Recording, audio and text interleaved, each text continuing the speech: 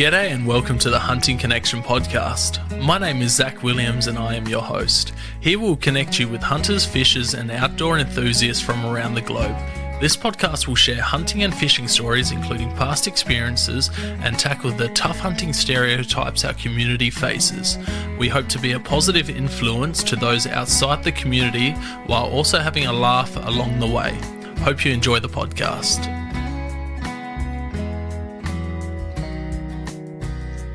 G'day and welcome to another episode of Hunting Connection podcast. On today's episode, we've got return guest Calem O'Grady. How you going?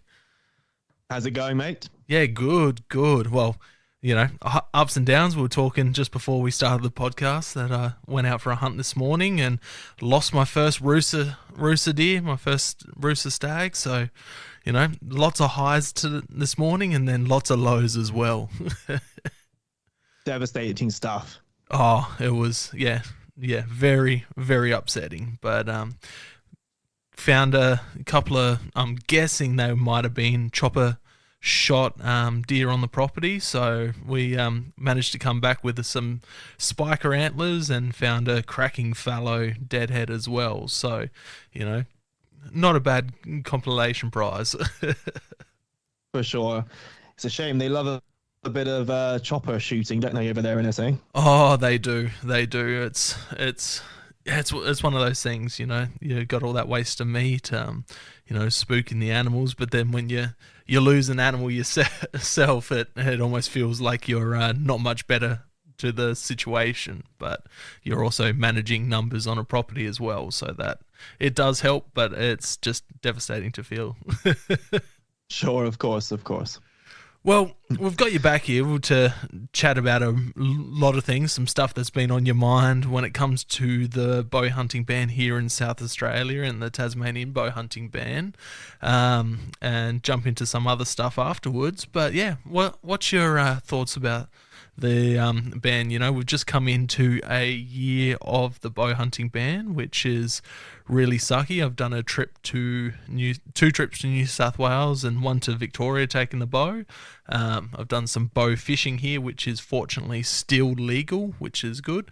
But yeah, it's devastating to have to travel out of state to be able to go out with a bow. Well, it is indeed devastating stuff. One of my favourite spots is South Australia for loads of reasons.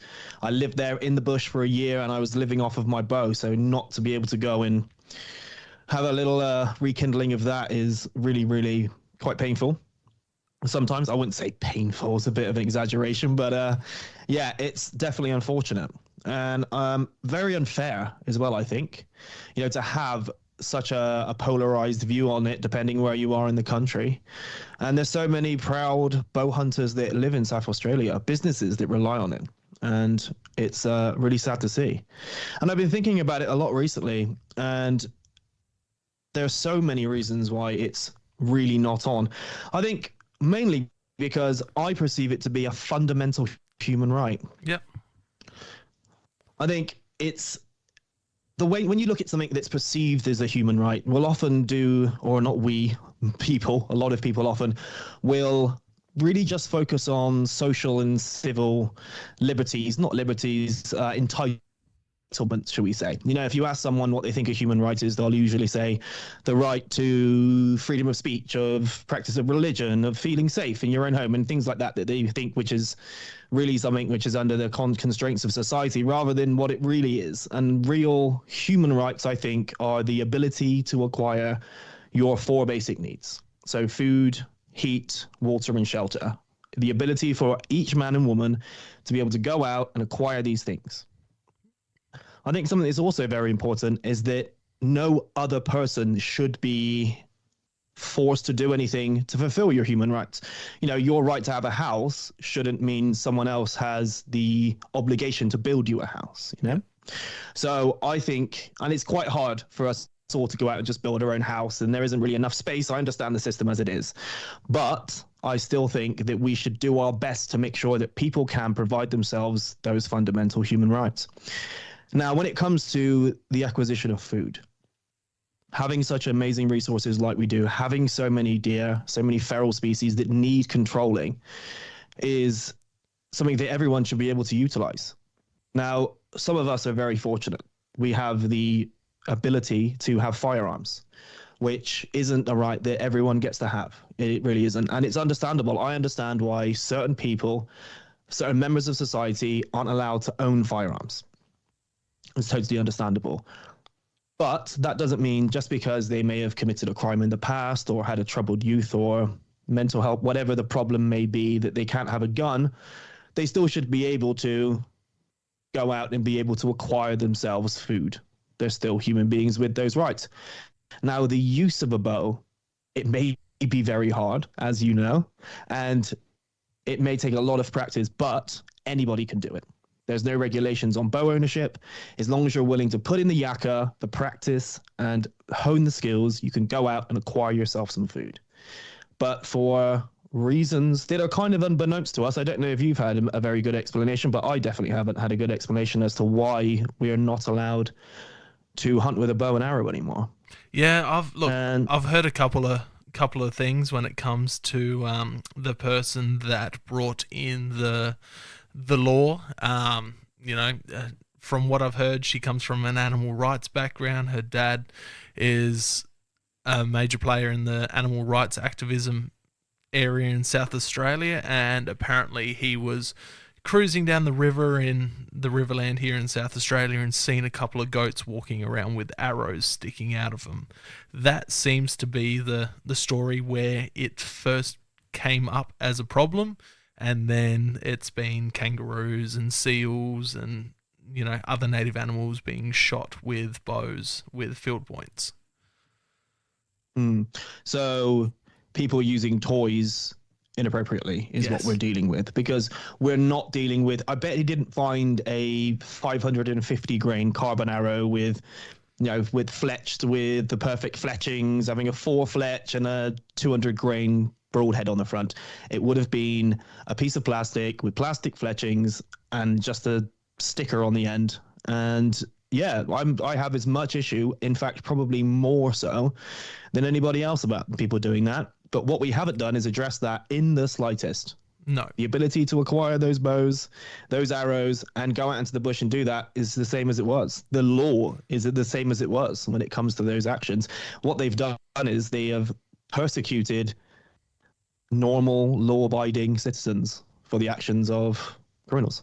Yeah, and unfortunately that's the way our government plays here in majority of Australia, which is, we've seen in Victoria with the machete ban, which I'm sure you've got lots of opinions about that over there, and the $33,000 per machete confiscation bin. And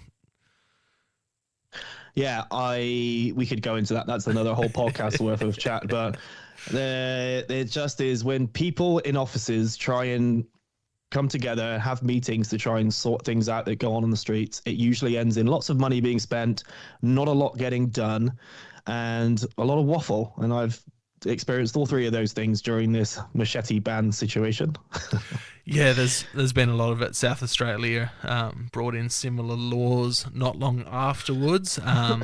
But from my understanding from having conversations with people that have inquired, they've since laxed the laws, and as long as you've got a reasonable reason for owning it, hunting, fishing, camping, full driving, gardening, all of that stuff, you're exempt from the ban, which is kind of how it should be presented. But they use that scare tactic, and a lot of people handed in their knives and machetes, and some of these people have had family heirlooms, and it's collectors, stuff like that, which is just it's sucky. It's like if they said that's it, not just bow hunting is banned, but owning any piece of archery gear is banned and you have to surrender it.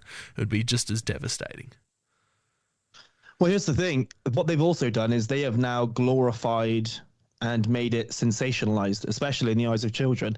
I teach bushcraft and survival skills, and a large portion of my students are young adults between the ages of 13 and 17, 18. And I often carry, in fact, I've stopped carrying it, not so much for the law, but because I had this concern that one day I was going to be face to face with someone whose family were the victim of a machete crime, and they might have an adverse reaction. It isn't a machete. It is a Hudson Bay camp knife. It is actually just the size of a normal cook's knife, but it's 4 millimeters thick rather than 2.5. And the amount of times that initially kids would be so amazed, like, oh, is that a machete? Is that a machete? Like, they were enamored by it. They've done nothing but, if anything, draw other kids into thinking that it's super cool and, like it's like cigarette cool, to have a machete now. Yeah, it kind of reminds me of the whole king hit mentality here in Australia. For years they would, someone would get hit from behind when they're out clubbing or whatever, and they'd call it a king hit. And they changed the naming of it because king hit glorified it, and it seemed to happen more.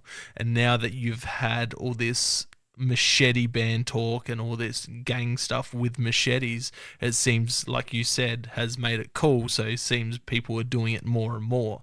Like, there's been more machete attacks since the ban than before.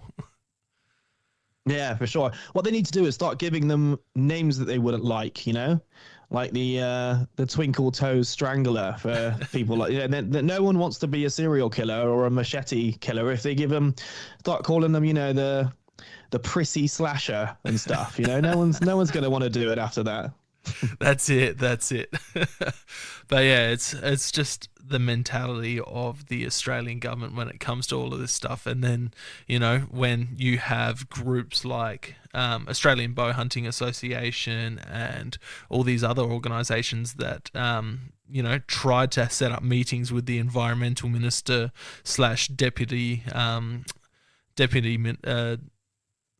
I've had a mind blank, Premier here in South Australia, she just kind of turned them away because they weren't South Australians. And then when they got South Australian representatives in, she just kind of sat there and just ignored them, from what I've been told, which is, horrible.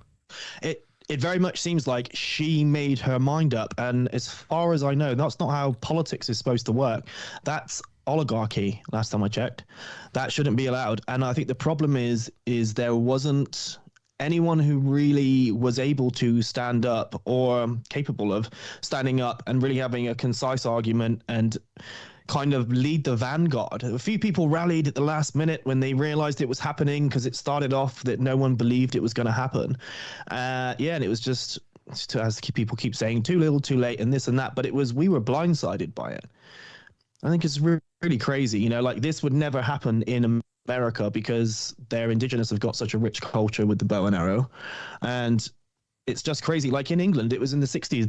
They just surreptitiously took away bow hunting. And because the gentry, they shot game with scatterguns, rifles, deer with rifles. They didn't touch anything that the nobility were really that into. It was just kind of seen as something that was, done in history. It wasn't very vogue at the time. So it just disappeared overnight and no one really said anything about it. Yeah, well, that's the thing. Like, when it comes to, so I had quite a few chats with people that dealt with this kind of stuff on the firearm side of things, and they're like, yes, it's coming out, but until they actually publicly say that this is what they're trying to do, you can't actually do much about it, because it makes you look ridiculous and silly. And then, the way she went around it, so she didn't go through Parliament, she went straight to the Governor General and got it signed in as proclamation on the back of the National Parks and Wildlife Act, which can be overturned. So we do have a new environmental minister now. I've tried requesting a meeting with her on behalf of the Australian Recreation Union, and I know others have, but all been denied with all the environmental disasters going on in South Australia at the moment. So it's pretty hard, and it's on the least of her concern from what I can tell, which is unfortunate, because she's the sister of a fella, Benjamin Hood, that was quite vocal of the ban, and he was not impressed with it. So it's one of these things. Yeah, I mean, but still, it's still fundamentally her job, even if it's low on her list of requirements. What are they up to? day to day? I think there's 5 minutes to spare for a meeting, maybe an hour for a podcast to justify your position. Seems pretty crazy. Yeah, that's the other thing that blew me away with Susan Close, which was the Environmental Minister, Deputy Premier here in South Australia, is that she deleted all of her social media from the backlash that she was getting from that and other things, which I don't think a public official should be able to do. You know, if they make a choice to ban something, they need to face the people that they're doing. Like, she'd stop doing meetings with people. Everything she'd done was very, very secretive, which you know, they shouldn't be able to do. If people are requesting meetings and Freedom of Information Acts, which she was denying to do, because people were trying to get this Freedom of Information Acts to see what her actual emails were with the RSPCA and other organisations about the ban, because apparently it was a pre-election promise, which there was no public statements about that being an election promise. Yeah, nor, I mean, I don't think that's something that you can stand on as a promise that you're going to fulfill. That's like someone who's standing for class president saying they're going to make it a 4-day school week. You know, it's something that you might be able to talk to with the teachers, but you don't have any right to implement it. It seems crazy. Yeah, and that's the thing. Like, you know, jumping back to, you know, like you said, the Native Americans have such a rich history with the bow, you know, and then you've got the Native Australian people here, who, you know, didn't really come across the bow. You know, they didn't come about it. But I had a meeting, and sorry, just on that note, I've been thinking about this, and I've been looking it up, and I've been researching it a little bit, and I don't think it was down to the fact that they didn't come across it. I think there are multiple reasons why they didn't have the bow and arrow, because they do in Papua New Guinea, and we know that people were making the voyage across, and there was trade that was going on, and they're not beyond discovering that in the tinkerings of day-to-day life. You know, the invention of the bow is relatively recent but prevalent. We're the only continent, or Australia is the only place in the world that didn't have the bow and the shepherd's sling. Now, there's a couple of reasons why I think that it didn't take hold. Firstly, and most importantly, is the cultural significance of the bow and arrow and the boomerang and the spear. It's so entrenched in not only their day-to-day lives, but in their ceremonies and their culture and so on and so forth, that the way they conducted warfare, everything was more conducive to the spear being what they would use. And also, I don't actually think it was particularly that effective. If you look at the main game types that they would hunt, which are large avian, like birds, cassowaries and emus, and marsupials that bounce. Now, the thing is about bouncing is it's the most energy efficient way to move. If you actually get into the nitty gritty of a kangaroo, they're like a pear, and the actual heart inside of the chest cavity is probably only a little bit bigger than a golf ball. And I've even thought about it because of the size of that quite small cavity. As the heart bounces around the cavity as it beats, it's quite a hard shot to take. Like, I don't think you should ever be allowed to hunt a kangaroo with a bow and arrow just through ethics, because it is a really hard, because the lungs are so small, the heart's so small. And really, with a spear, what you're doing is getting a spear in, and the spear's barbed, and the weight of the spear holds down the animal. Now, there are records from, I want to say 1884, between 1882 and 1884 in the Leichhardt diaries. So Ludwig Leichhardt wrote some amazing diaries. He was on the East Coast. He went missing, unfortunately. They reckon he might have had a run-in with the locals, or he just had an accident, but the whole team didn't come back, but they did find his diaries. And a Mr. Thomas Archer, it was quite easy for me to remember his name, Thomas Archer, tried to introduce the bow and arrow to the locals, and they weren't having a bar of it. They had no interest in playing with your stick and string. So there are other reasons why they didn't have it, but I don't know. I don't think that should have any bearing on the use of the bow and arrow, because as far as the the European people of European descent that live in Australia, the early colonists, the people that most people come from, it is deeply entrenched in our history. Not only our history, but in our lore, our mythology. I mean, Robin Hood is probably the biggest folklore character. I would say is the precursor to Ned Kelly being such a prominent Australian figure. Yeah. Having Robin Hood, you know, that kind of the government or the nobility not doing as they're supposed to do, and there being a thing that stands up and, you know, fights back. And yeah, the bow and arrow, William Tell with an arrow still. And in law, every man from 6 to 60 had to practice with a bow. If you come to Australia and go on a cultural tour, they will show you, everyone stand back, don't touch these rocks. These are where they used to sharpen their spears by rubbing them on the stones. If you go to England, there are churches, and the stones on the churches have, I don't think they were supposed to, but they have the wear marks of people using them to sharpen their arrows because they had to do it after church for 2 hours. And this is so entrenched in the culture. I mean, if you look at the history, like the Battle of Agincourt, King Henry, insurmountable numbers on the other side, and he managed to win with those U-bows that were, in fact, there was some tests that were done by the same people who found Ishi, which is the last Native American man to come out of the wilderness in North America. They did tests against they collected all of the North American bows, loads of the Asian bows, and they found that overall the English yew longbow was the strongest bow, that was the most efficient traditional bow that they can make. So it is deeply entrenched in our culture, and a lot of people are given liberties when it comes to their culture. You know, like Sikhs can carry a sword on an airplane because it's part of their culture. You know, people can, Sikhs, they don't have to wear a helmet because it's part of their culture. We have allowances for things that are part of your culture. And I think to deny Western people their ability to hunt with a bow, which there's no evidence that it's cruel or it's inefficient. In fact, there's lots of evidence to the contrary. I think doing so is denying us of our fundamental human rights, or it's denying Aboriginal people of their humanity in a weird way, to say that they're not morally accountable. Or I don't understand how people justify it in their heads, but there's something that's amiss here. Yeah, there's so much to break down in that. First of all, do we start a bow hunting religion? I am happy to do sermons every Sunday.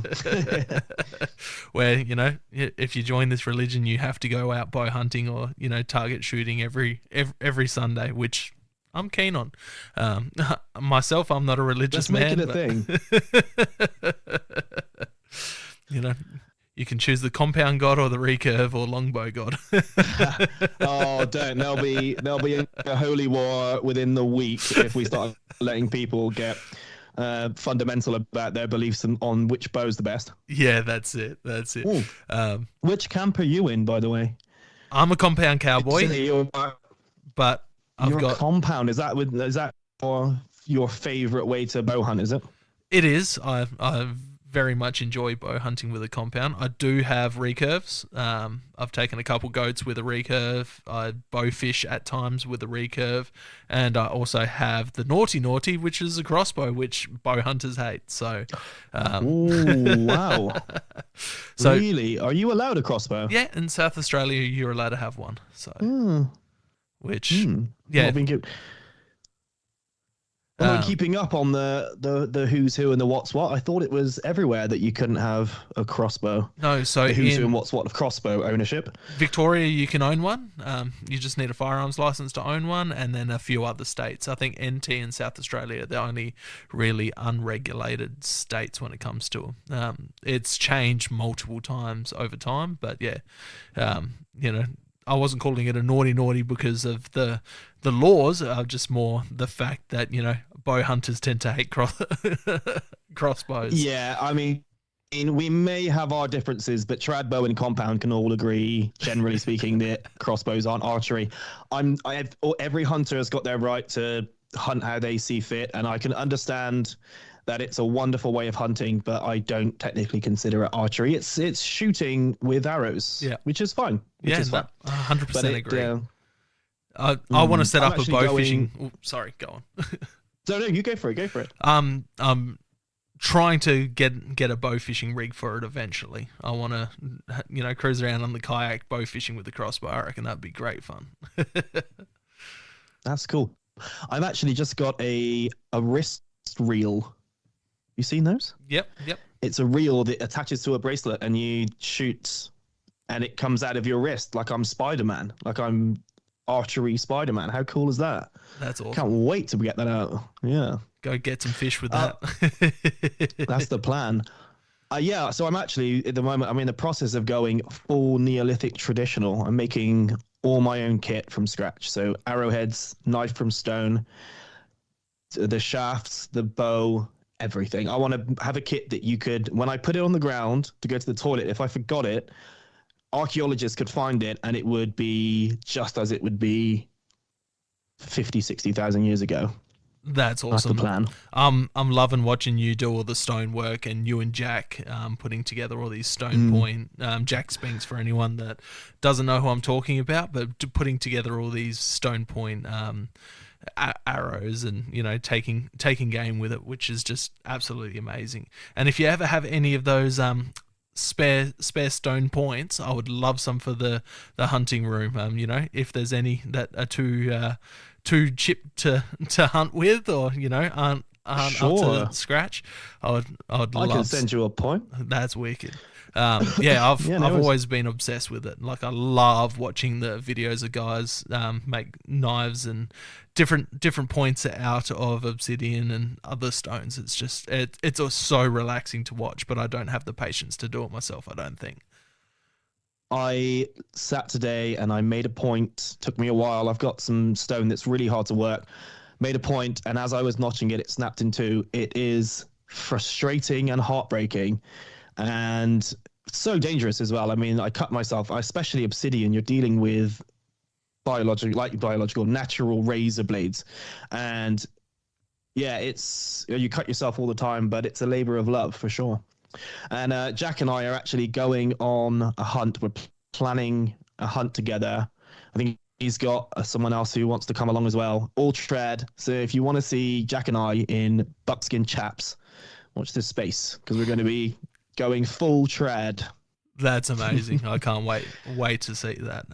It's so cool. We have so many amazing hunters and bow hunters in Australia. It's just, it's so awesome to see. When it comes to the obsidian, are you finding it yourself? Because I'm aware that there's spots down in the southeast of South Australia here where you can actually find obsidian. I think it's obsidian, along the coast. That's a flint. That's flint, just, I say just, it's flint. And there is a lot there. There are some pockets of obsidian outside of Emerald. I hear there's some in Queensland. There's some in SA, New South Wales. And a lot of Indigenous people will tell you there's a beautiful blue stone up in the Kimberley, but they don't chip. They generally wear it down rock on rock, and they'll make axes and spear points that way. There is a lot of deposits. You cannot take them from most places, but if you have a connection with Indigenous communities, sometimes they'll gift you some. I get mine from abroad, so I have a supplier in America who sends me some. It's double bubble with the shipping, but it's more than worth it. So I've got some beautiful mahogany obsidian, some lovely black stuff, some dacite, and I've got some really, really nice chert, this kind of honeycomb white and gold, and I've managed to get a head out of that. So it's involved. It's one of those things where you get these ideas, you're like, right, okay, I'm going to do it. And now Kai is fuming because I've covered our balcony in shards of flint and all my stuff's all over the place all the time. And I put it all together and then I have to get it all out to flint nap. And I'm constantly trying to find stuff. I'm driving 2 hours to find someone who's got pseudo-japonica bamboo so I can start growing my own shafts. And it's involved. It's involved stuff.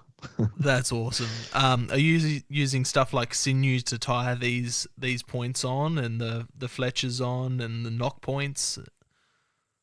100% trad. So is with the glue I'm generally using for the tips is I'm generally gonna use grass tree resin because of its high availability. I have so much of it. I really, really love milk, which is an adhesive that comes from the root system of the ironwood tree. It is quite hard to harvest. You have to dig up the root system and cut bits off and then warm it off and process it out. But its utility, it dries like plastic and it melts like plasticine at 80 degrees. So I do love, and the smell just is just so reminiscent of for me. But yeah, when it comes to the fletchings, just hide glue. So you get chunks of hide, raw hide, boil it down, and then render that down into a viscous solution that you use to glue those on. It's as good as fletching glue. It does come off when you heat it up, though. So it's good if you want to take the fletchings off, but it's not great if you get it warm because they'll start coming off. But yeah, and other than that, just sinew, mostly backstrap sinew because it's really fine and you can get lovely bits off of there, and it's nice to use. The very best is kangaroo tail sinew because they come off in these beautiful strands that are just ready to go, but they're not quite as fine. I like making really small heads, so my heads are only like 55 to 70 grains in weight. Nice and small, so you don't get a lot of interference when you're penetrating, but there's loads of blood channel. I mean, the performance is out of this world. They really, really did know what they were doing when they were making those heads. But yeah, so I keep them nice and small. I like to have a tight sinew, but if you can get some kangaroo tail sinew from a friend who can get some, you're in luck. That's awesome. That's so cool. What style of heads are you making and are you chipping down? Because there's a bunch of different styles. Yeah, I'm a Cahokie man, so I like a side notch. It's a style I like. They are all the same, really, whether you're a bottom notch, a side notch, as long as you're using a traditional style of. They're all pretty much the same as far as performance goes, but I just love the look of it. I can remember seeing the old Cahokia deposits where someone had sat there and made thousands of these perfect. I don't know if there's another head that, to me, looks so just well manufactured, beautifully engineered, that how thin they would get them, how perfect, how razor sharp when you sharpen them serrated, and it's brutally sharp. I use it to open things and then I just shudder at the fact that I've been playing around with it for the past 3 hours haphazardly. But yeah, they're an amazing piece of kit for sure. That's amazing. What's your success rate in napping a head? Like how many are you successfully napping compared to how many are chipping and breaking and you're having to start again? Well, I like to measure my success not by my achieved points, but by my scrap pile. So I'm doing wonderfully if that's if that's how you're measuring success. I'm probably breaking at some point during the end portion. I like to keep them thin, but I'm also quite heavy-handed when I have been working for a while and I start to get mentally fatigued. What I really need to do is make the point and then come back and notch and sharpen it, because that's when I lose them generally. So I'm probably losing about 30 to 50% of my heads just through that. I know it's crazy, but also, as well, you really need to know when you need to move from your billets to your pressure flaker and put the billets away forever, because that force going into there is killer. When you're like, oh, it's okay, I can move more weight if I just use a billet for a bit longer, and then you snap a piece and you're heartbroken. So I give up early. It takes me a bit longer, but I'm having less breakages by knowing when to put down the boppers. And just say you've got a day doing it to yourself, how many hours would you put in to doing it, and how many successful heads would you get out of that? If the gods are on my side, I can make a head from start to finish in probably 2 hours. I've never actually timed myself. I just kind of get lost in love for it. And I kind of don't want to start, timing myself and making it that kind of process, because I don't want to then rush or see it as work. Yeah. When I feel like it, I ease into it, and yeah, I can smash one out in a couple of hours. But it takes a lot mentally. You're trying to avoid cutting yourself and breaking it, and that deep focus coming out of that can be pretty tiring. So yeah, I like to try and make one a day, see if I can catch a couple of hours, but it doesn't always happen. That's crazy. Like, it just makes you think about, you know, back in the day when, you know, people were sitting around the campsite making, you know, if you're making one every 2 hours, is just like thinking about how quick they could make them back and, you know, put an arrow together. Plus they're making the bows, the strings, everything else. It blows your mind about how much time would have gone into all of these things, and especially all the points that they find out, you know, in all these different kill sites across America and all of that. It's just blows your mind. They reckon Ishii could knock one out in about 6 to 10 minutes on average, which is mind-boggling for me. But it's just knowing exactly how the stone's going to react, where your platforms are, how to build them, smashing them out super quickly. I've heard of it. I'm yet to see it. Ryan Gill's probably, I mean, he's the most famous, I'd say, of all of the flint nappers. He's got a business called Hunt Primitive, does spectacular work, and he moves quite slowly when he's instructing online when he makes them, I suppose. But so I don't know what his turnover rate's like. I don't think it's quite 10 minutes, but these people were living by it. And that's my dream, is to be able to go out, zero tools, just if you've got a blade core, a couple of bits of antler and a pressure flaker, and just being able to smash out a kit in no time is the dream. That's awesome. That's so cool. I'm not sure. Do you listen to Bear Grease podcast at all? No, I don't. No, is it good? Yeah, it's they dive into a lot of history when it comes to hunting in the outdoors in America. Fella named Clay Newcomb, he's part of the Meat Eater crew. They just did an episode on Ishii, and it was really cool listening to. And you know, they're just going through the documents and stories about Ishii, and you know how he was down to like the last 4 or 5 of his tribe, and then they ended up finding him after he was the only one, and he was, I think, mid-30s or mid-40s, maybe 50s even when they found him.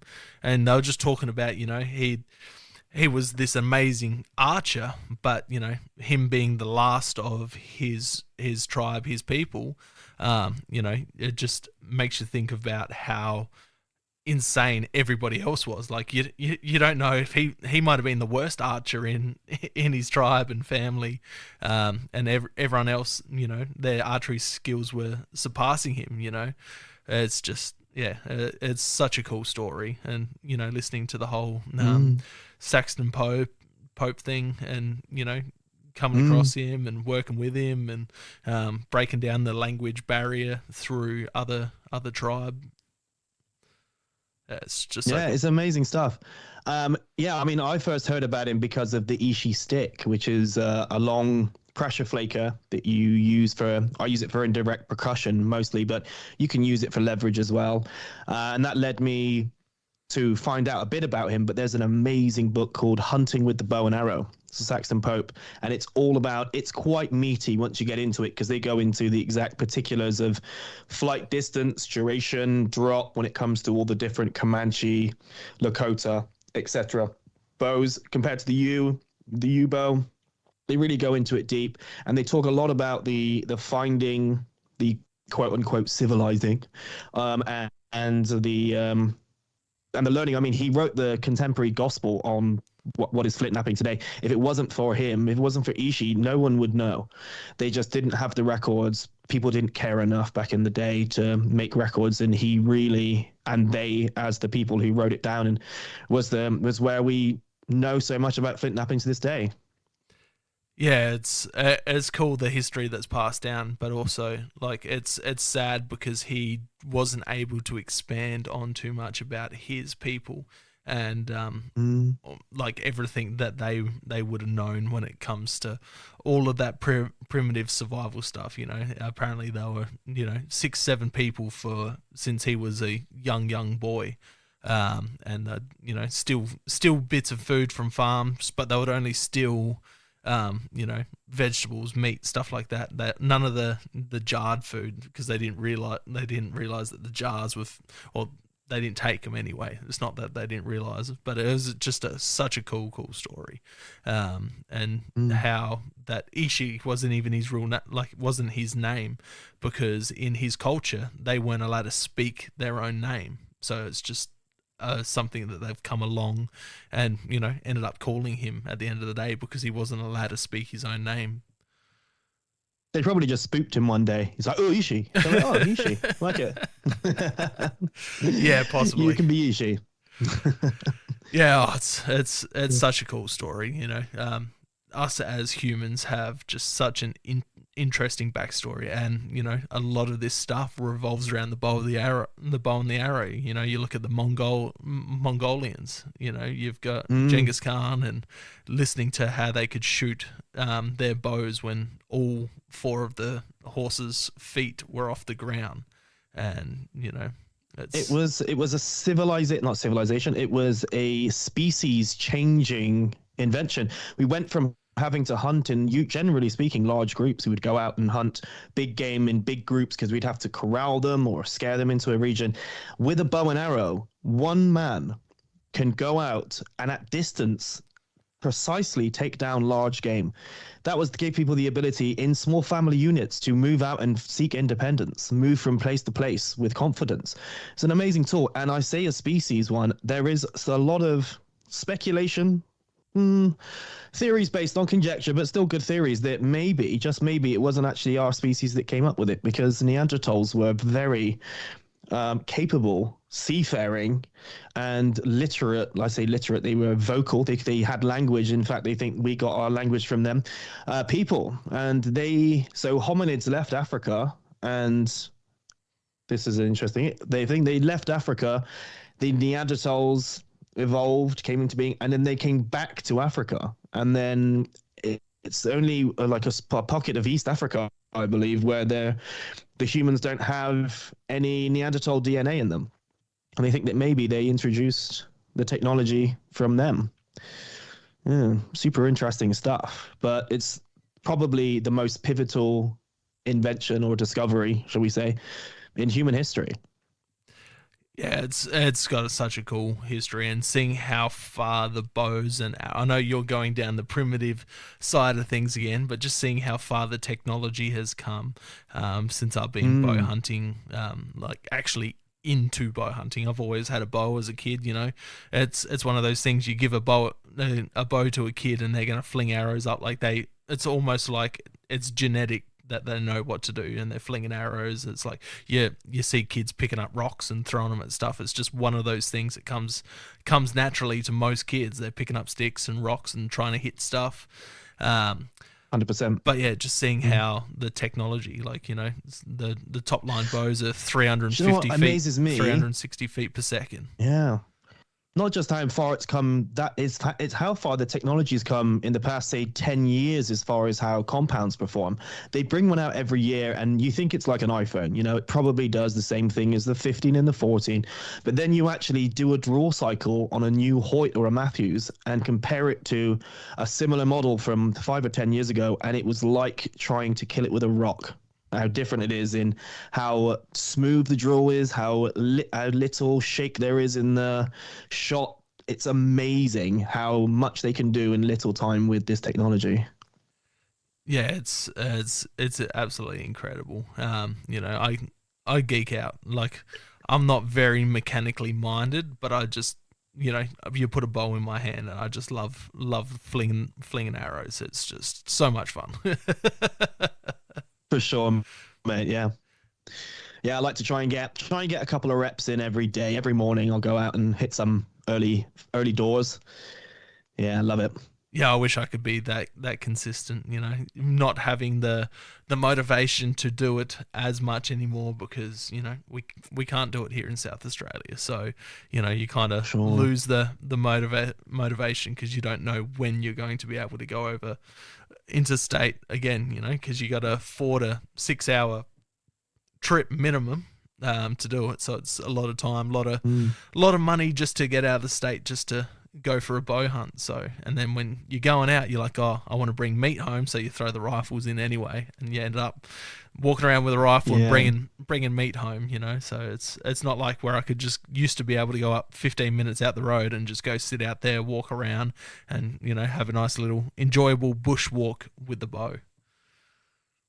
Well, I'm headed to Africa at the end of the month, so I'm really trying to get my reps in at the moment. That's awesome. Tell us about that. How has that come around, and what are you chasing over there, and what bows you taking?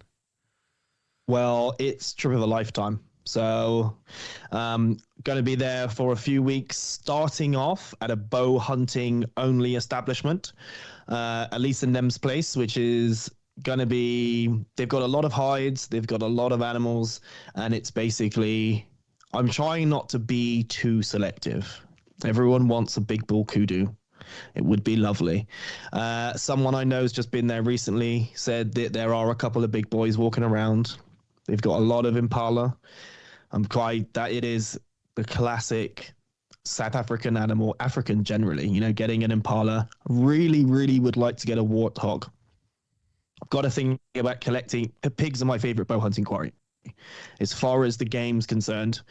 And the intelligence, but also the ability to sneak up on them, they're spectacular. Their nose is phenomenal, so you've really got to play the wind. So I think it would be wonderful to try and collect all the pig species in the world.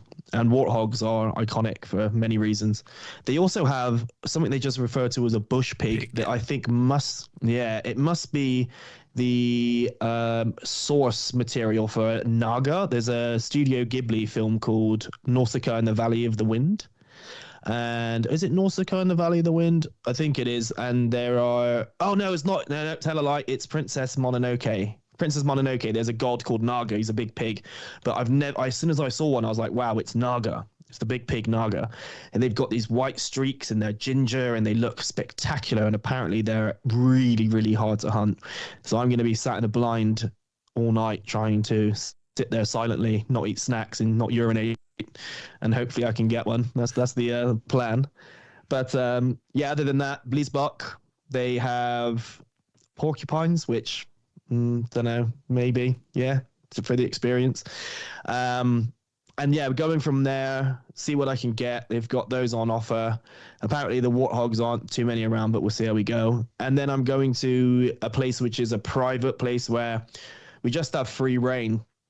It's really good fishing. Gonna do some bow fishing there and see what else is going on.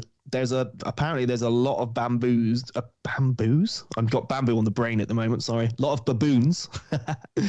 They've got tons of baboons to watch out for. And I've been alerted to the fact that there's a leopard who has decided to call the place home. I got a voice message saying, by the way, because we're going to be there basically on our own. He said, usually leopards have a territory of like hundreds of kilometers. You could see one and then you won't see it again for years in some cases.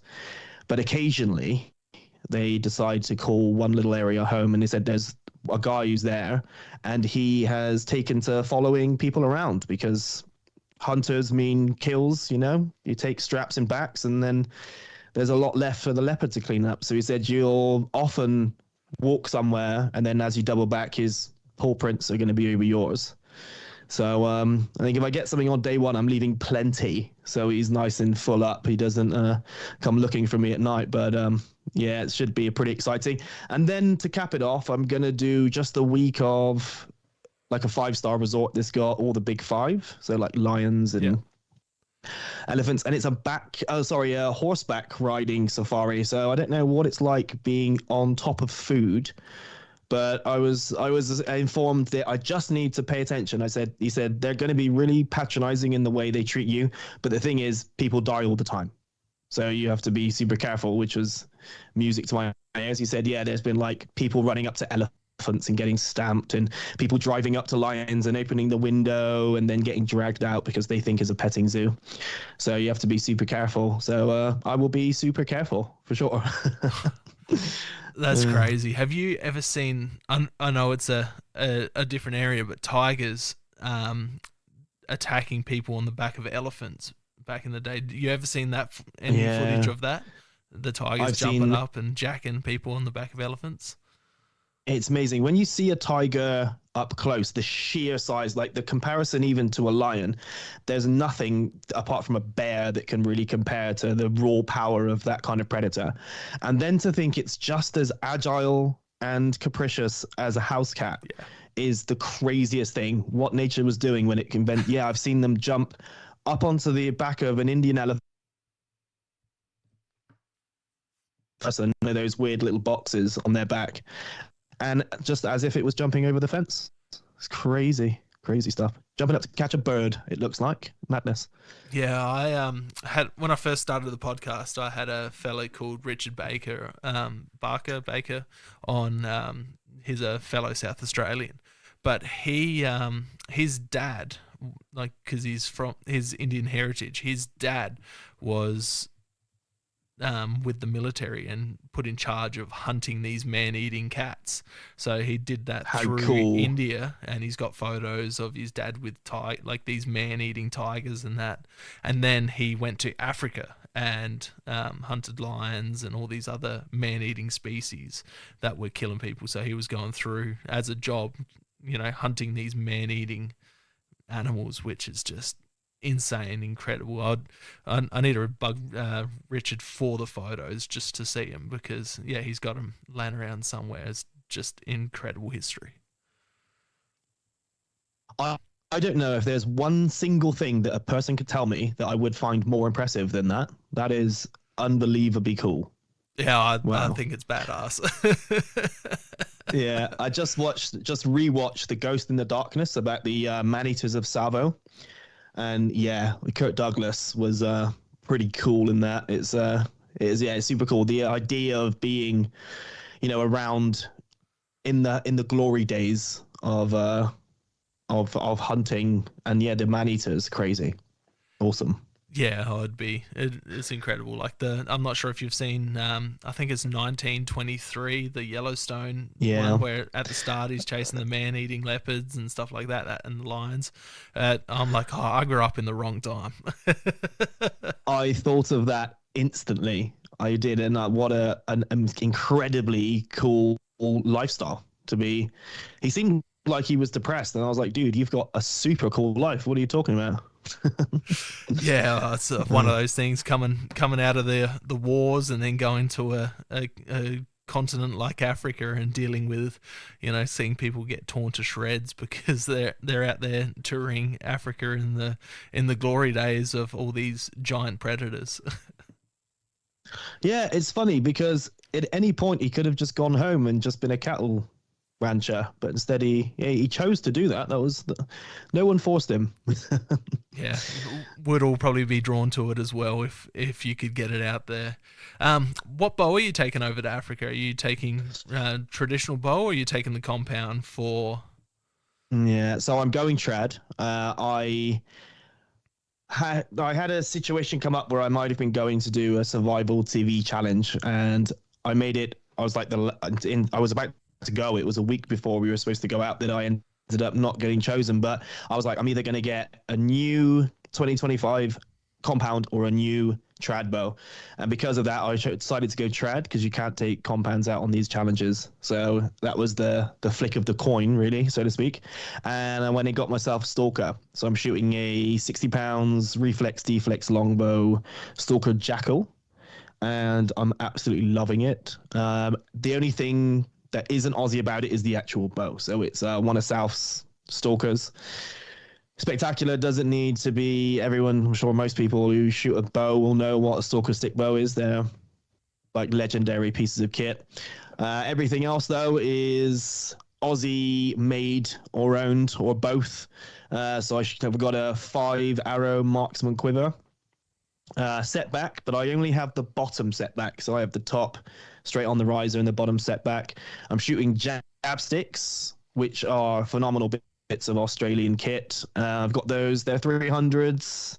I've got 175 up front, and I've got 4 Fletch, all in orange. My color at the moment is orange. It's just my thing. So I've got orange bino harness, orange fletchings, orange, everything. And if it's a detail that I can have is in orange, and my main color is coyote, only because the marsupial bino harnesses, if you get the orange one, it's orange and coyote. So everything else is coyote. And fortunately, I only use Little X backpacks, and I've got a Little X break that 3-piece breakdown case, and that's all in coyote, so it's perfect. I've got color coordinated, ready to go.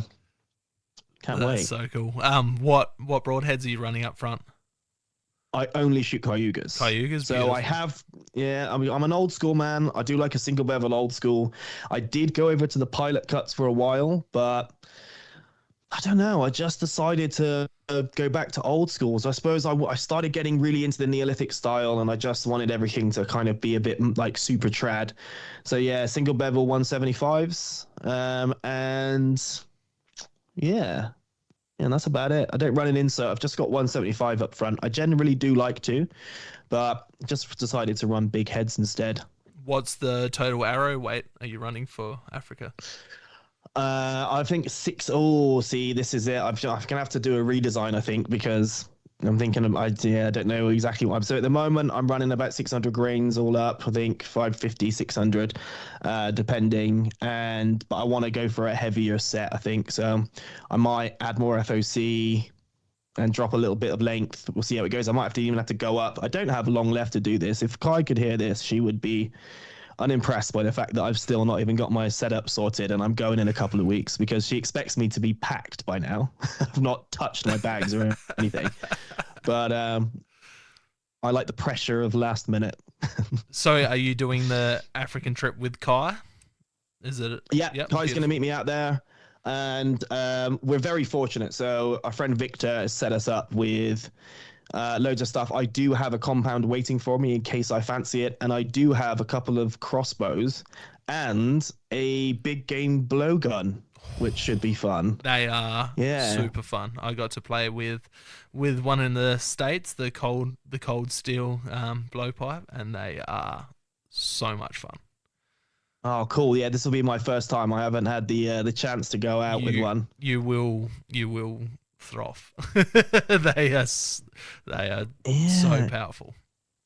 It's another one of those things that I don't understand why they're just blanket illegal. Yeah. Like I'd speak to people who are my friends from other countries, and they're like, in my state, I can't even have a catapult, a slingshot. Yeah. And like in England, to have an air rifle, as long as it's less than 12 foot-pounds, just go and buy one. It's considered almost like a toy you need to be careful with. But over here, you need a full license and a safe, and keep the ammo separate just in case, and craziness. Yeah, South Australia with air rifles, you need license to own them. You need a safe, but you don't need a license to buy the pellets here in South Australia, which is funny. And slingshots are banned, but you can buy a burley thrower. So slingshots are sold in South Australia at fishing shops to throw your burley into the water. So it's a weird setup. Yeah, funny. Yeah, like a fisher's slingshot. Because up in Queensland and in the NT, go for it. And then the Kimberley over in WA is just a standard thing. And what I grew up with as a kid in England, hanging out in my back pocket like Dennis the Menace, and just you took it out everywhere you went. It was good fun. That's all I had as a kid. I've got friends who were slingshot and I've got friends who are super into it. That's how it should be. Put down the phones. Let's get back to good old fashioned chucking acorns and other tree nuts around. And if a kid loses an eye, so be it. That's what I was about to say. How I ended up with both my eyes for this long, I have no idea. The stuff we used to do. Yeah, it's same. But and that was the luckiness of going out camping and adventuring with my grandparents. They grew up in a different time, so every time we went out camping and fishing, I had a pocket knife, I had a flint, I had a compass, I had a slingshot, I had my recurve bow, or if we were on private property, I'd be given a 22 or the air rifle and just come back at sunset. Yeah. Yeah, I mean, I don't know what the age is supposed to be, but I know a lot of people my age. I don't know. Sorry, should I say I don't know anyone who's my age who had serious problems, anything that really happened. And when I work with indigenous communities, the kids are, as soon as they're big enough to walk, they're, filleting fish and going out and just, doing life. And it's hard because if you don't get people used to things when they're young, it then becomes more of an obstacle and something that seems a bit more taboo. And I don't know, it makes it a massive issue when you restrict it from kids. But yeah, it is what it is. So I know that you've done some stuff with Chassa. You've come to the Chassa dinner here in the last couple months, which I'm spewing I didn't get to catch up with you and Kai. But have you met Mark Coolmetry when you've gone to these Chassa dinners? Is an Aboriginal elder. I have, Yep. So I had him yeah. on the podcast probably 14 months ago when we were in the heart of the bow hunting ban kicking off. I went and caught up with him on a local beach and sat in his car and recorded the podcast, just sitting in his car and chatting.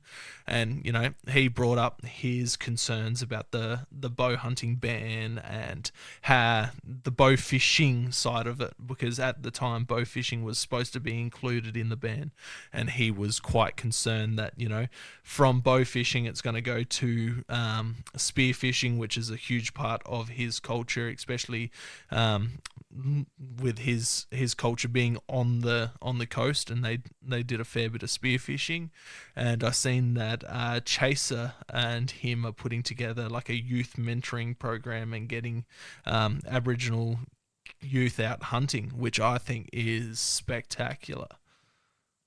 They do have some wonderful programs. They're also helping Aboriginal communities to acquire their gun licenses and do gun safety courses as well, which is amazing. And there should be there are lots of people who are doing this, but there should be many more. I have a great friend, my friend Marbuck, who is in New South Wales, and he runs cultural experiences, and he's a super passionate compound bow hunter. And there are lots of Aboriginal people who are taking up the bow because they like to hunt traditionally, and it is very hard work doing it with a spear, predominantly because of the release, having to actually use the spear in war morale or throw the spear solo. It startles most things. So, back in the day, you had a lot more time to commit to it. So people are moving towards bows and arrows. And yeah, I think it's wonderful stuff, and getting them out hunting and making it more accessible, because it's one of those things that no matter where you're from, if you're indigenous or otherwise, it can seem very inaccessible to get into hunting. The people all the time, they say, oh, it's my dream come true, the idea of doing what you do. And I'm just like, dude, here's the kind of bow you should get. Here's the kind of places you're looking at. Here's the kind of skills you need. Go forth. Anyone can do it with, if you are really determined. Yeah, it's incredible, and I do like the work that Chassa's doing, and I do need to catch up with Graham and meet him. I haven't met Graham yet, but it is on the cards for one of these days.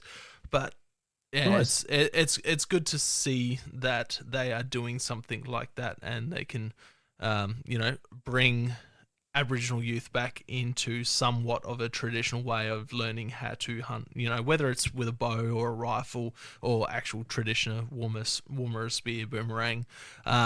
It's cool to see, because then, I'm not sure if it sounds insensitive or not, and I don't mean it to be insensitive, but to have the Aboriginal people on our side to protect the future of hunting and fishing. Because without them, we're all going to lose it. Not just us, but them as well. Sure. I think a lot of people, especially the aunties, they would like to see it as something which is from a bygone era, something which is antiquated. And, because it's not a part of their life and they just see it as cruel and mean, they would like to usher everyone else over to what they just think is right and normal based on their echo chamber. But having Aboriginal people getting back to bush and living traditionally, and there are so many passionate Aboriginal hunters. There are guys like the Boer brothers up in Pomperau, up in Queensland, that are amazing and really super passionate pig doggers. They love their dogs. They go out all the time hunting. There are loads of guys that actually, I know loads of guys who do use a spear. They'll go out with spears and go fishing, go hunting.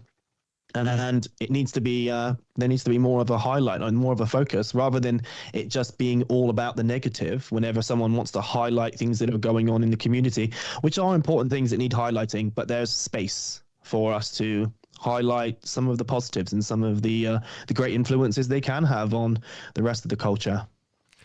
Yeah, that's it.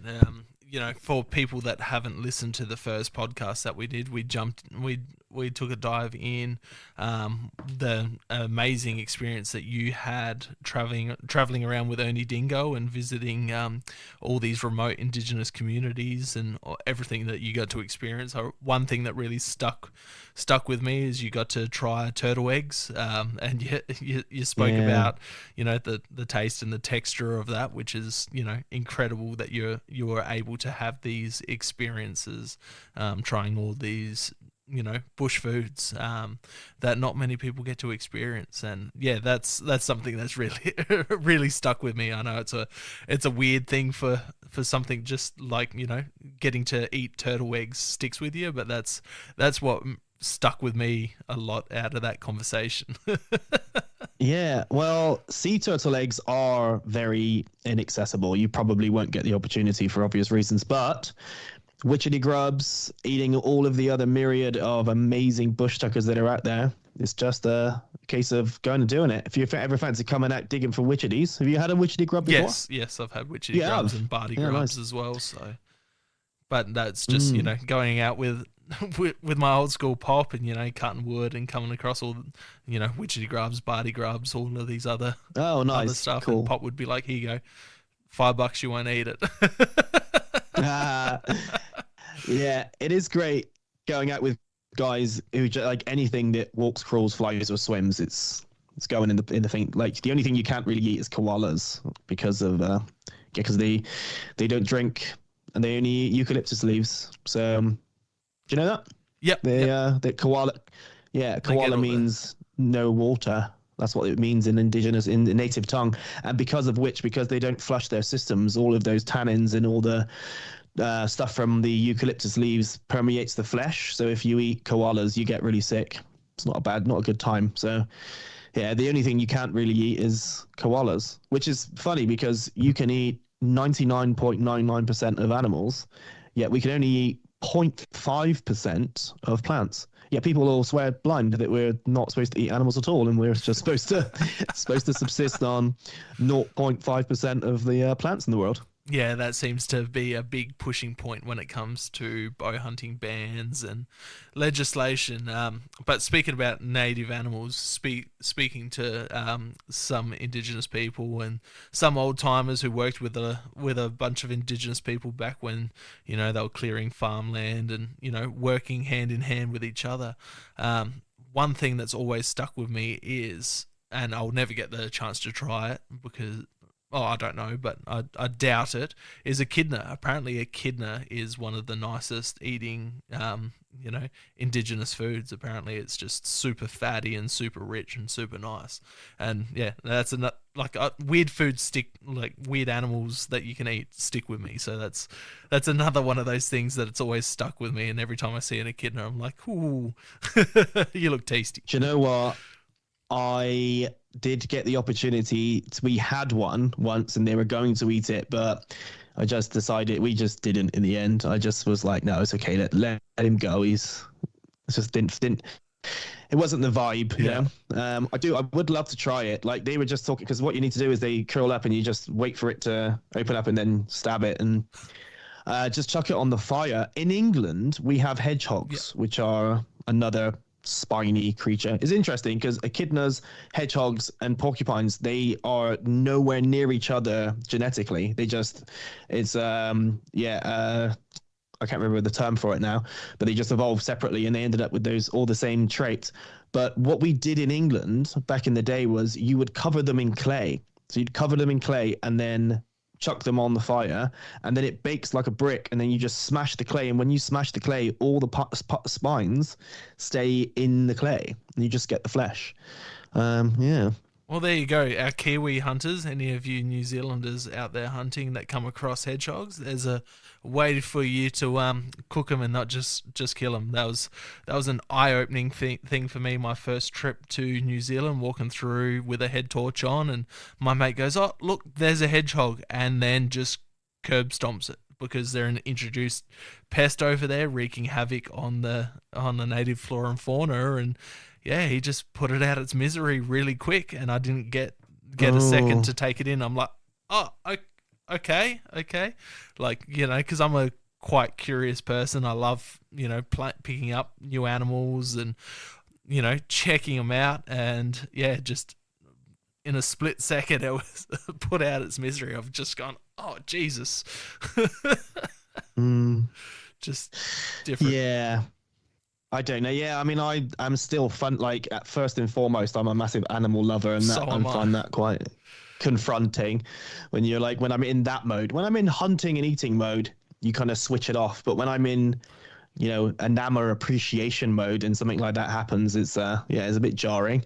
Yeah, but yeah, it was jarring, and it's like one of those things because I'd never seen one before. I wanted to, you know, pick it up, play with it, check it out. But, you know, there's such a pest over there, like stoats and weasels and everything else. So, like, I understood why he did it, and it's just their culture. You know, they kill possums, they kill all of these things, because they have such a unique, like us, they have such a unique wilderness, and, you know, these animals are wreaking havoc. So, like I said, I understand why they did it, but yeah, it was quite confronting, and yeah, it blew me away at first. Yeah. But yeah, it's just it's a crazy thing. Hey, I gotta just popped into mind. Speaking about, you know, picking up, checking about animals. You know, a few months ago there was an American woman that came down here to Australia, and she picked up the baby wombat, and it went viral. I've spoken to her a couple times. You know, being someone that's, you know, like I've picked up echidnas, you know, shit, like I'll, you know, pull ticks off, stuff like that, you know, lizards. We check stuff out. You go over to America, you've seen shows like Turtle Man, you know, you watch. I grew up watching Crocodile Hunter. You know, I've got a Steve Owen little photo there. I've got a little bobblehead Steve Owen just on top of my gun safe there. Like, I'm a massive fan of him, you know. And, you know, we watched all these people catching all these animals, traveling the world, and this girl comes over here, she picks up a baby wombat, she checks out some other animals, picks up a echidna, and it blows up. What's your thoughts on that? Well, I mean, I have mixed feelings, and I think it very much depends on the circumstances. Given the situation, I think picking up the young of an animal when it's with its mother is never a good idea, because I am a constant picker-upper, I must admit. I am now a qualified venomous snake catcher, just because I was always picking them up, moving them, generally because they're either in a location where they're going to be dangerous to me and my party, or they're going to be in direct danger themselves. So picking them up at the road and stuff like that. And I would get accosted, and people would start saying, you know, oh, are you qualified? Are you this and that? And it's happened so much that I just went and got qualified, so I didn't have to deal with it. And, you know, on the one hand, I don't see it as terrible, but also it's the current social climate when it comes to that kind of thing is we just don't need the publicity. You know, when you've got someone, she was a hunter as well, going out and doing that, it just shines the bad light that's already shot on us is so much brighter when people do stuff like that. It's in the same leagues as putting up footage of a particularly gory dispatch or loud. It's just, we just don't need it, you know? So yeah, I don't think that it's appropriate to pick up the young of an animal that's, you know, meandering in the bush, but yeah, I don't think it deserved the backlash. I think it was too much. Yeah, I think it was quite a bit. The thing that blew, like, a lot of people didn't take into effect, she was she's a qualified wildlife biologist as well. So it's how can you celebrate one person who wasn't really qualified like Steve Irwin? He just spent hours in the bush learning, and then you've got someone qualified to do so. It just blew my mind, and it popped up when I was talking about picking up critters and checking them out in different countries. There was that other guy recently as well who picked up a crocodile, and I saw that and it went viral. And like, to be honest, crocodiles, here's the problem: is people can only have the idea and the notion that these animals are in a sense of fear, an impending sense of doom and peril that they would experience if they were manhandled by a giant. It just isn't the case. Like, crocodiles are apex predators. I've seen them rip each other's limbs off, and they don't have emotional outbursts, but they get on. Like, they are super resilient, super tough. And it's like, for instance, when people talk about crocs and horses, they kick each other in the face and shake it off. They're all right. They're very tough animals, and they don't feel pain in the same way that we do. Like a deer spend weeks of the year stabbing each other with bone spears in the face. Like, they have a very high pain tolerance threshold. And I just, he picked it up, whatever, moved it around, no harm, no foul. But it's one of those international incidents, and there are so many people that self-identify with the plight, and they're in need of someone in order to put up on the shelf and shine a light on it and say, look, here's the people, this is why I am like I am. And you just feeding the fuel of the fire. But it's inevitable. You can't, they're not gonna stop, and they're not gonna turn the light off. So someone's gonna get it. It's inevitable for sure. It's one of those things. It blew my mind when both of those. Well, I think there's been about 3 in the past year, but the fact that our Prime Minister cancelled. Her name was Samantha. They cancelled her visa for doing that, which is just it blows my mind. When our national hero did that.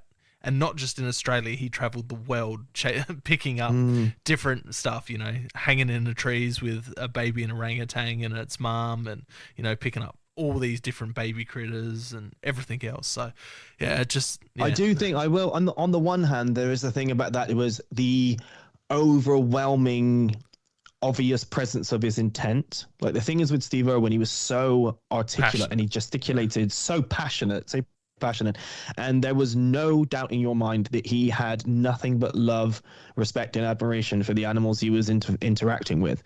And I think, from what I hear anyway, because he was always a legend, there's him and a guy called Rob Bredel, who's lesser known, but he had a show called Killer Instinct, and he was actually the one I used to kind of, I wouldn't say look up to, I suppose. Look up to is exactly how I'd put it.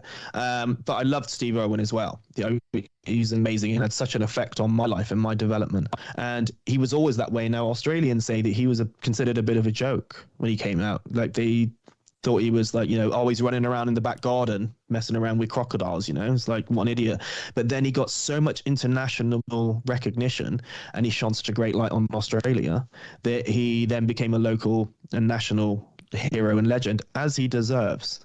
So I think it's not usually about the actions, it's about the assumed intent. And they assume that you're doing it because you're an evil scumbag. Yeah. So, it's hard to get past those assumptions, really. Yeah, it's crazy. it's such a rabbit hole to go down as well. Because you speak to certain people, and I have friends who work for different government organisations, and they're like, well, it is illegal to harass wildlife and pick wildlife up. It's not supposed to, and it's just like, you tell me a farm kid that hasn't picked up, all these different, wild animals when you're cruising around. It's basically illegal to interact with anything ever. If you look at a lot of the rules and legislations, rocks, leaves, can't break a leaf Feathers. Off of a tree, you can't. It's basically, you have no rights to do or say anything. So just walk through, don't disturb anything, don't look at anything for too long.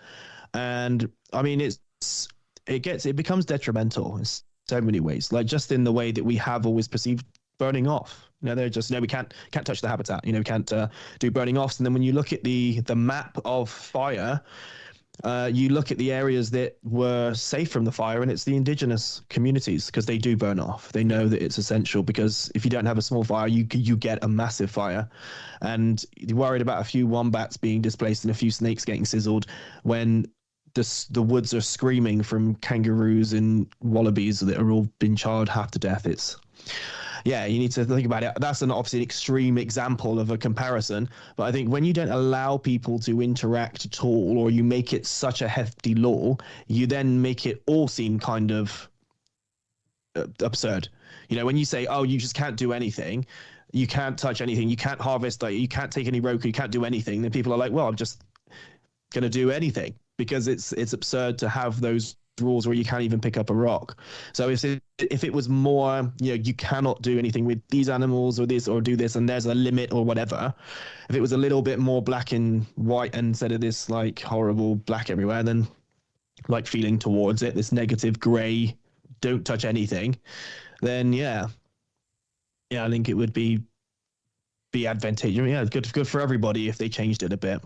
Yeah, there's definitely some, and I think it makes people lose some respect for wildlife and wild places. Like, you've got, like, I grew up idolizing Steve-O, and he was my hero. I wanted to be a park ranger. That, like, you asked me from 4 or 5 years old, that's what I wanted to be. I wanted to be a park ranger. Awesome. Until I hit that teenage years and started actually seeing what a park ranger in Australia is. For the most part, they're, it's not glam. It's 90% office work. It's telling people off. It's not educating people about what's around them.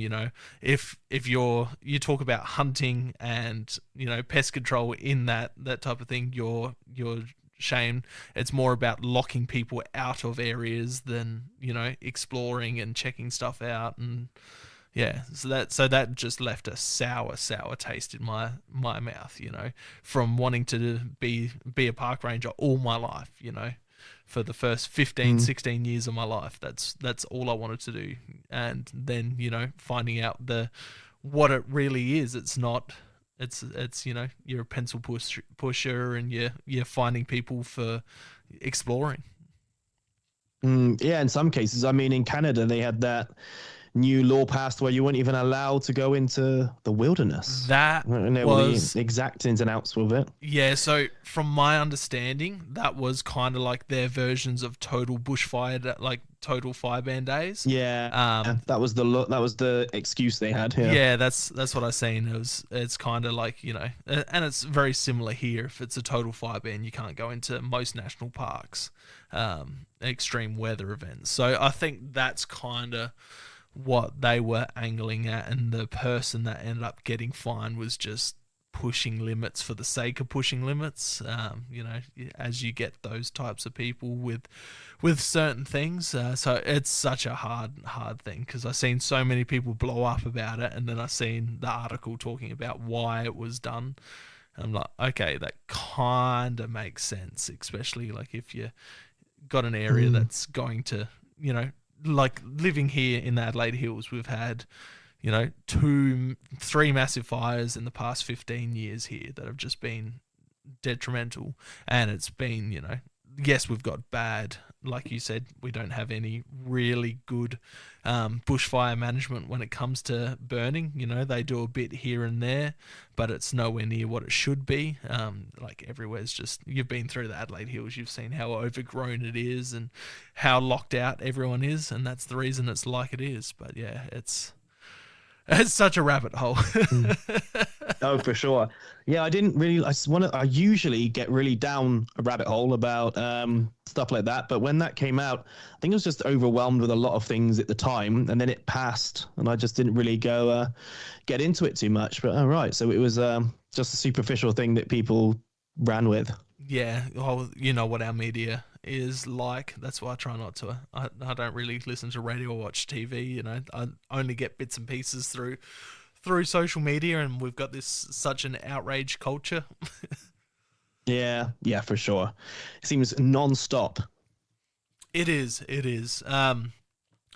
We've been chatting for almost an hour and a half now. Was there any other things Wow, that you wanted to chat about? yeah, sure. There was the fact that I am looking at organizing a bow hunting competition. Yep. It would be an annual bow hunting competition whereby you would apply for a tag of sorts where you would apply and then you would receive your tag, but the game species wouldn't be announced until afterwards. And then you would find out that there was either a species of deer, maybe it would be goats, pigs, buffalo, something random. And the competition is best trophy wins. All the proceeds will be going to charity, to the Wild Origins Foundation.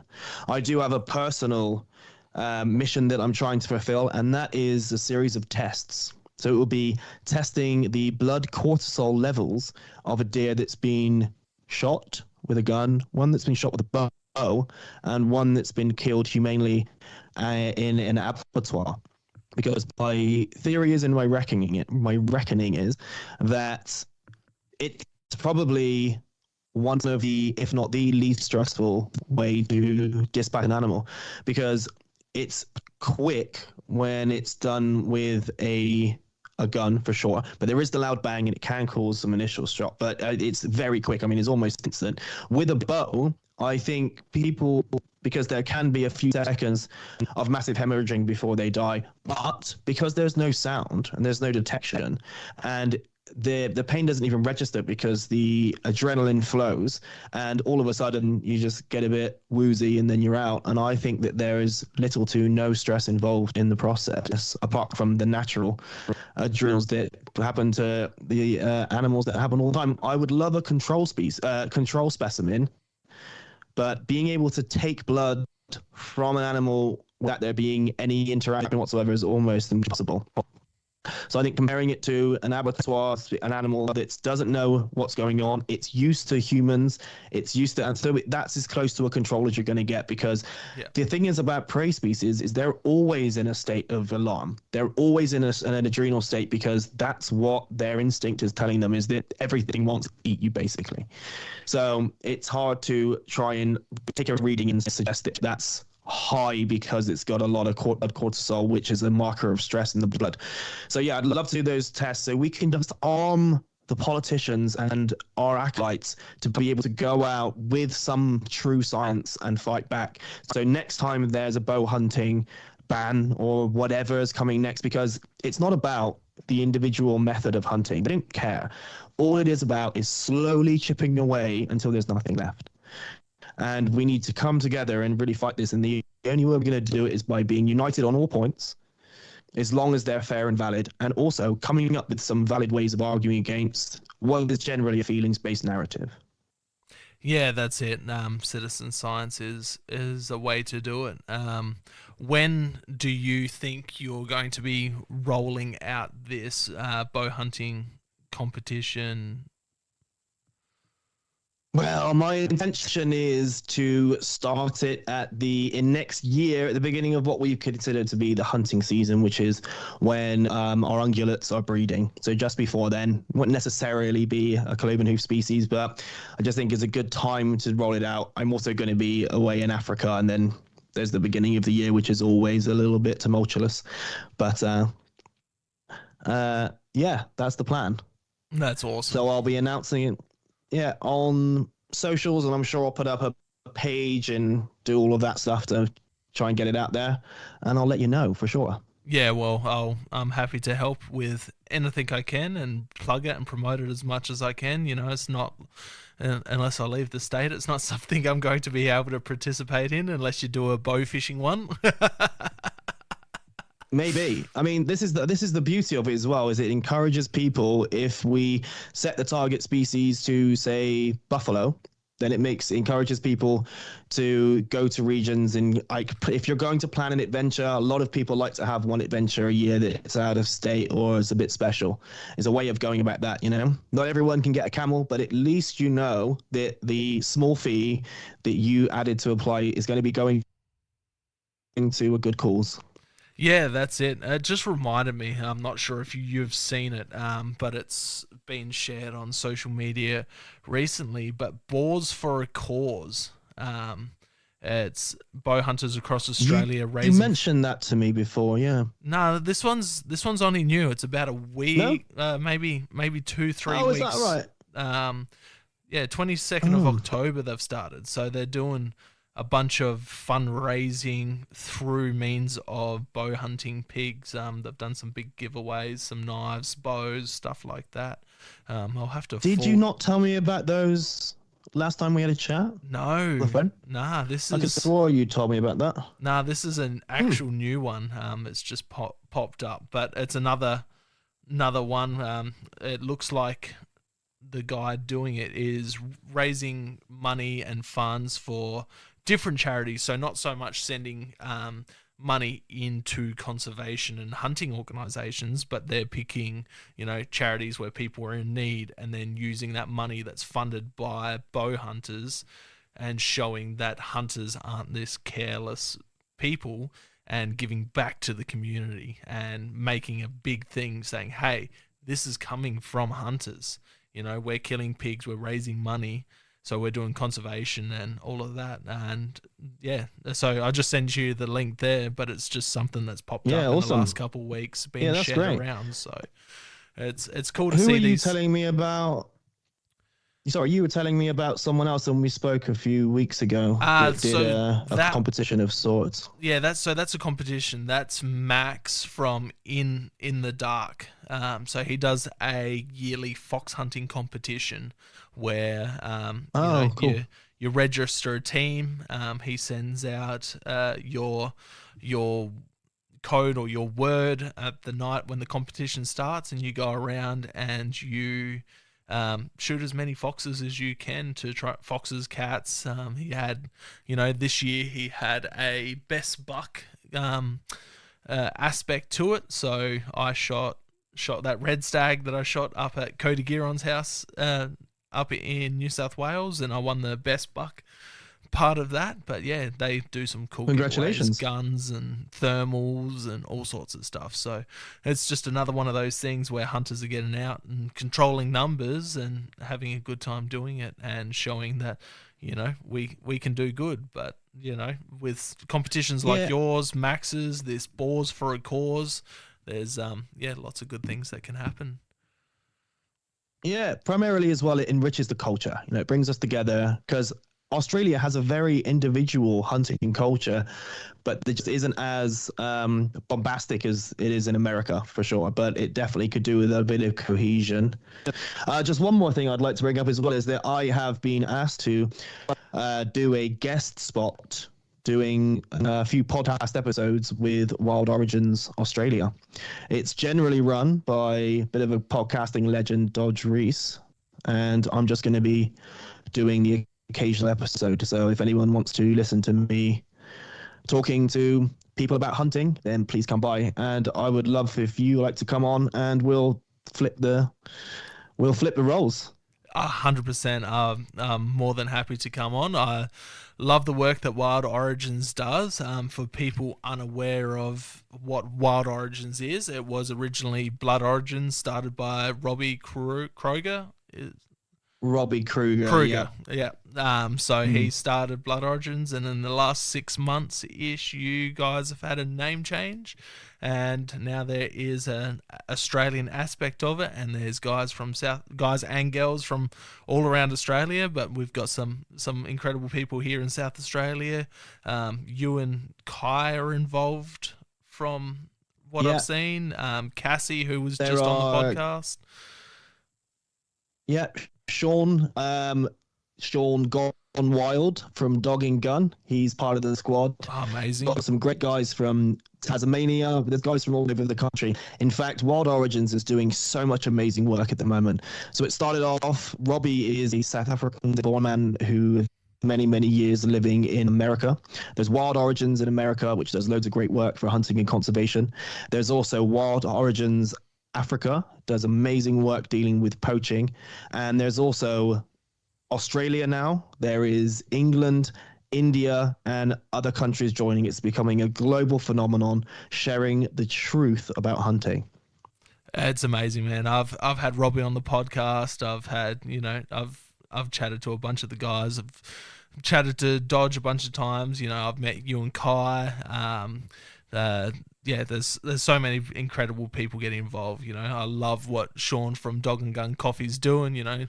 They're a supporter of the podcast, and they've just had the Deer Expo down in Victoria, which I was absolutely devastated. Yeah. I missed and couldn't make it down, but I had too many hunting trips before that, so I couldn't sneak away from the family and had too many other commitments. But yeah, it's just an absolute. And Robbie was down in Adelaide for 24 hours, and I missed Crazy. the opportunity because I was away on a family trip, and so I missed the opportunity to meet up with him, which was just.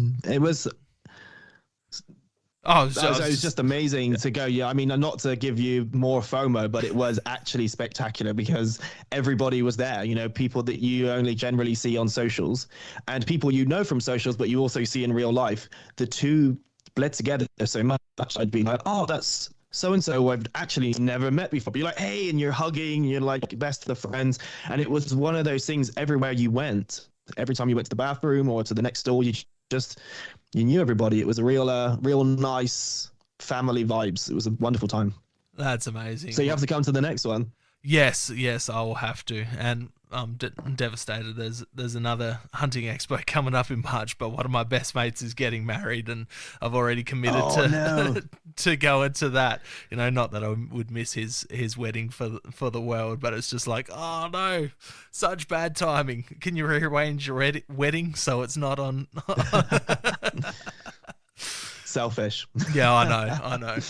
But you miss out on seeing all these incredible people in the Australian hunting community, and it seems the hunting community has been so tight niche for such a long time, and then just something's happened in the past 5-ish years that seems that everyone is wanting to see the best for hunting in Australia, and everyone is helping everyone, and just doing incredible things for the hunting community.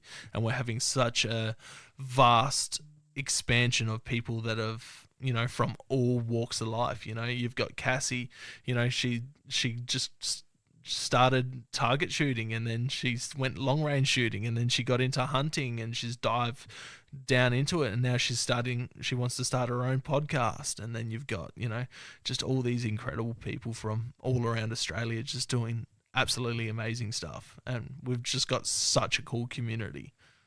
It's awesome to see. It's great to see. It's really true. Seeing so many people get into hunting, as you say, like the normal demographics that would either be repulsed by hunting or just wouldn't feel as if it was accessible. It is for everyone, and it's just getting to the time where everyone feels like it is, and it's really, really amazing to see. Nah, it is.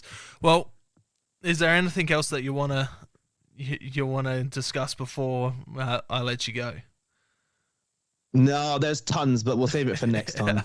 Yeah, we'll have to make this a more common occurrence and get you back over here again and do it in person, because it's doing podcasts like this is fun, but doing it in person is awesome fun. And last time we had you over, I had you over for dinner, and I think you also picked up a head that you and Kai had before you went overseas for a little bit. You dropped a goat head in my freezer. Oh yeah, no.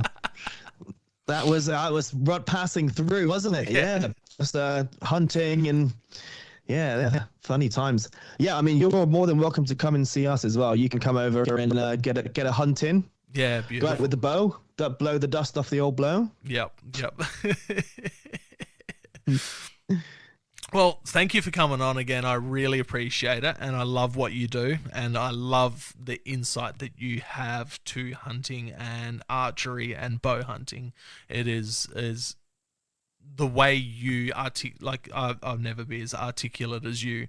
The way you put stuff, I love hearing you speak and the way you put stuff.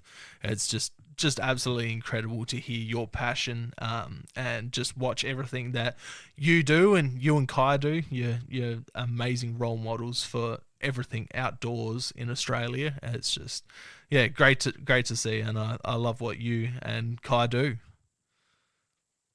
Thank you very much, mate. It's an honor. Nah, easy as well.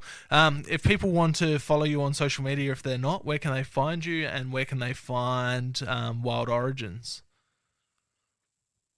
So Wild Origins Australia, Wild Origins Foundation, and Wild Origins Canada. Let's not forget Canada and Mark's wonderful work. There is Wild Origins India Brewing, and they're all just those names on the various social medias. And find me, I'm Calem Bushway. Awesome. Well, thank you. Calem. I'll put all the links up for that when this episode drops. But yeah, again, thank you very much, Calem, and I'll see you next time. Catch you later. Thank you, mate. Thank you for joining us on another episode of Hunting Connection Podcast. We hope you've enjoyed our discussions and gained valuable insights into the world of hunting, fishing, and the outdoors. To stay connected with us and never miss out on an update, please be sure to follow us on social media, all at Hunting Connection Podcast. We appreciate your support and would love for you to share the podcast with your friends and family. Don't forget to tag us in your hunting photos on social media and let us know about your experiences. Your feedback is invaluable to us, so please take a moment to subscribe, rate, and review the podcast. Together, we continue growing and delivering more captivating episodes for all hunting enthusiasts. Stay connected, stay informed, and keep pursuing your passion for the hunt. Until next time, happy hunting.